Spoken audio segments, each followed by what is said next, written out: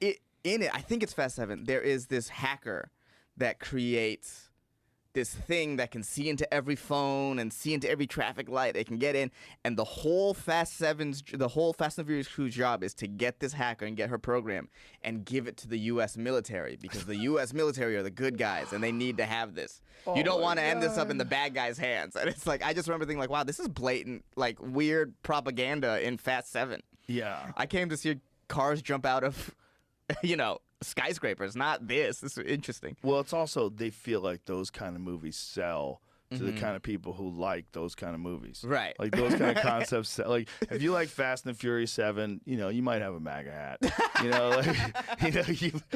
You might have a Confederate flag in your fucking den. I enjoy them because it's the closest thing to, as an adult, that same feeling I get when I was a little kid and playing with cars and like having them go on the TV and then they're on the couch and another. It's the exact same feeling. Yeah. That's why I love them. Remember when they took a car into space? Oh yeah.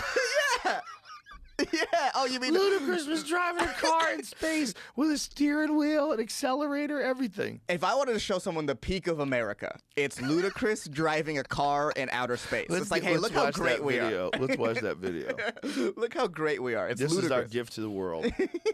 This is America at its base level. At its finest. Base level, at its finest. Look what we've done. This is how ridiculous we could be. And by the way, that movie probably sold 100 billion people. Oh, yeah. How many people watched that movie? I mean, they had to make 2 more after that. What we supposed to be doing? Put these old ass suits. Oh, he looks like a minion. Yeah, they're wearing scuba suits Scuba suits. while they're going into space in a car. They're in a car. They both account for pressure differential. Only thing is we may blow up like balloons just a little bit. That's the only difference. What? Oh, There's man. science in this. I love obviously. Ludacris explaining science. This movie's so good. We ready to go scuba diving in this old ass thing. Don't listen to him. We ready. Are they strapped to the rocket? I thought you was invincible. Let's see how invincible your black ass is after this. So it falls off, and now they're in a flying car. Looks like a that is DeLorean. a rocket ship. Look at this thing. Look at this fucking. This car's going into space, son. They're going into space. How can you have to watch this and be like, America's the best? How do you not see this? They're going into space in a car. Wearing scuba suits. Oh man. Oh my God. Janky scuba suits too. There's no way it holds the pressurization as Ludacris said earlier. Oh my God. I can't wait to watch and see why they had to go to space. I don't remember why they. I don't think I don't remember why they had to go to space. Flat. That's weird. Oh my God, the Earth is flat.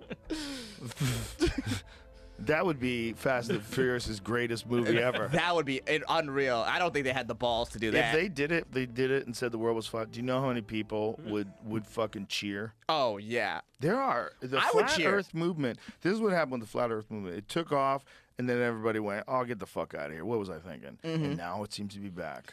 It seems to be back and bigger than ever. There's more Flat Earth propaganda. I don't understand what the point is. Well, the point is, here's the point. The point is the government lies about everything, including space. Right.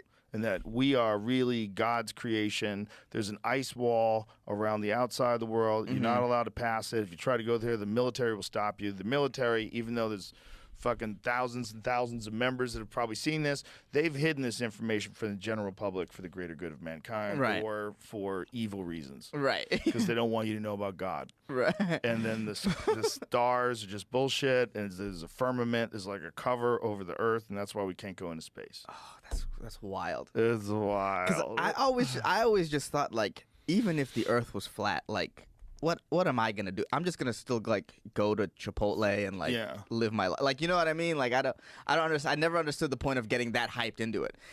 To me, it feels like sometimes a lot of conspiracy theories is adults who realize too late that the government's always lying to them. That's what it sometimes feels like, where it's like, oh, you just kind of found out too late, so you're like, oh, they must go on the extreme of everything. Well, people love conspiracy theories because some of them are real, you know, and when you find out one's real, you're like, holy shit, they really did that?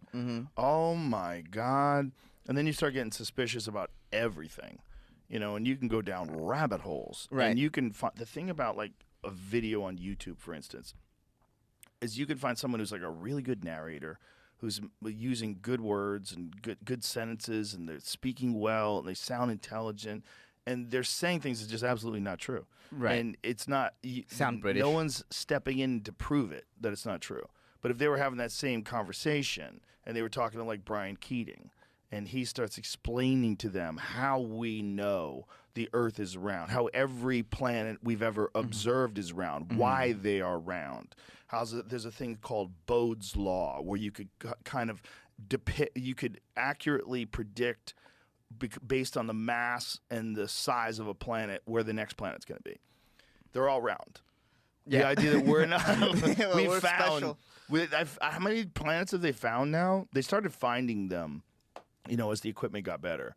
But I think it was a long time before they found the first exoplanet, the first planet that was circling around a distant star. Now I think they've detected hundreds and hundreds of them. I don't even know how many they've detected. But, like, they're all round. Right. All of them are round. The idea that we're the only ones that isn't round. We're special. Yeah. It's not a perfect sphere. They'll tell you that. It's not a perfect sphere. Okay, get at it. Go around it with a ruler. Do whatever the fuck you got to do. Yeah, it's not perfect. It's like it bulges out at the sides slightly, but you can't tell by looking at it, stupid. Right. It's still pretty much a circle. It's a fucking globe. Right. But why would you want to think it's flat? I don't understand why that helps you to think it's flat. It's a waste of time.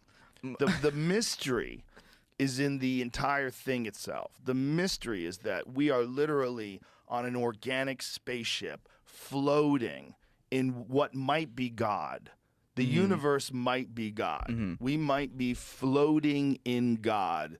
Above us is just immense energy, nuclear explosions many times bigger than our sun, surrounded by planets and fucking black holes and dark matter. It is wild up there. And you're concentrating on the shape of Earth. Right. It's such a waste of time. And this idea that there's some great conspiracy to protect people from it or to keep that information, because if we knew that God was real, we would no. Right. I know it's fun. I know it's fun to believe that, but this motherfucker is round. It doesn't mean there's no God. It doesn't mean God didn't create it. Because really no one knows. No one knows if the devil's real. It's all speculation, right? Yeah, we're all just doing our best guess.